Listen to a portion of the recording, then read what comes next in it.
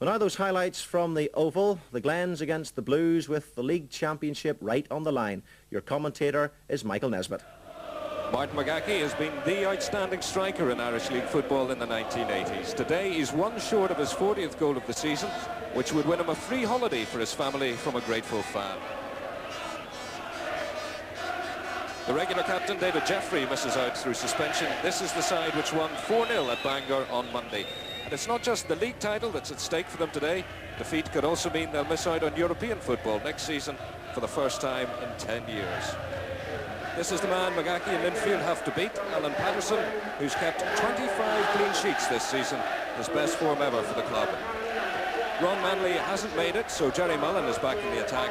And this is a team which has kept its form right through the worst of the winter weather, when they've traditionally dropped the points which have cost them championships. Glentoran are always regarded as a team of talent, but this year they're also a team showing the necessary tenacity and determination. This is the match that's been billed as bigger than a cup final, and it's certainly got that cup final atmosphere about it.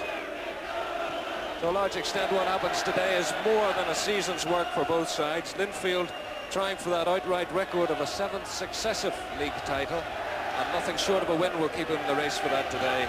And for Glentoran and their fans, the end in sight perhaps of 6 long years of frustration. Possibly 10,000.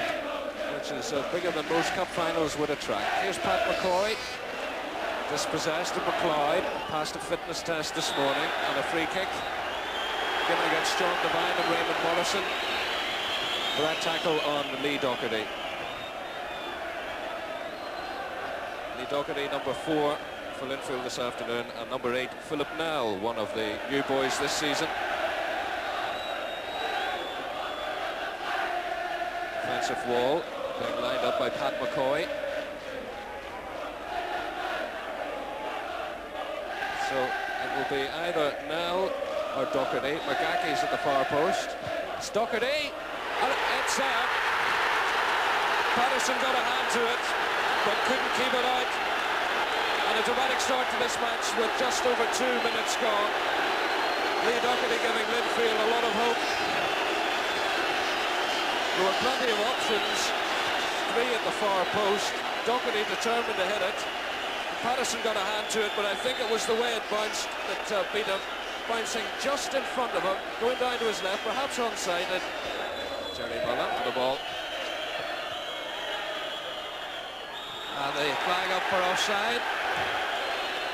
And that's a costly error by Glentoran, because there's just over 10 seconds of normal time to go. So if they're going to lift the title, it looks very much as if they're going to have to do it the hard way. The 45 minutes are up. Linfield continue to lead 1-0, as they've done for the last 88 minutes of this match.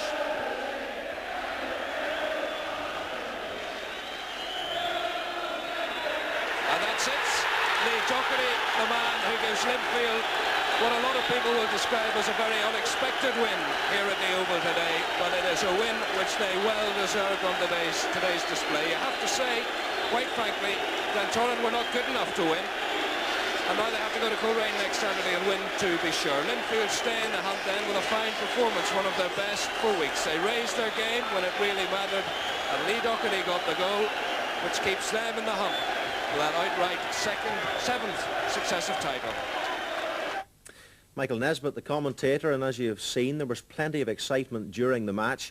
Unfortunately, there were a number of unsavoury incidents after the final whistle. The RUC said more than 20 people, including some police officers, were injured and several arrests were made during the trouble which followed the match. A small section of the crowd, throwing bricks and broken bottles, attempted to invade the pitch after the final whistle, and the disturbances continued in the car park area before the crowd was dispersed by the police.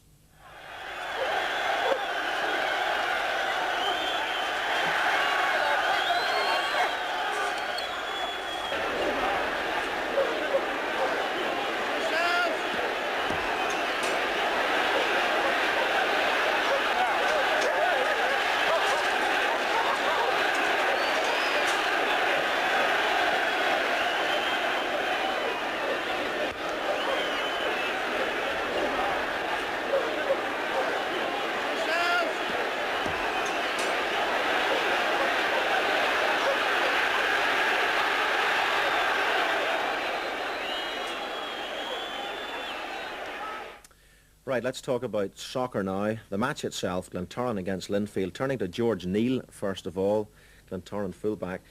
What did you think of your side's display yesterday? I think it's probably got a rank along probably the worst performance we've probably had all season. No, up until now, recently we've been playing fairly well. We had a bit of a sticky patch a while back, drew with Carrick Rangers, and then we've started to come back to form the last couple of games. But yesterday was one of the worst performances we've had all season.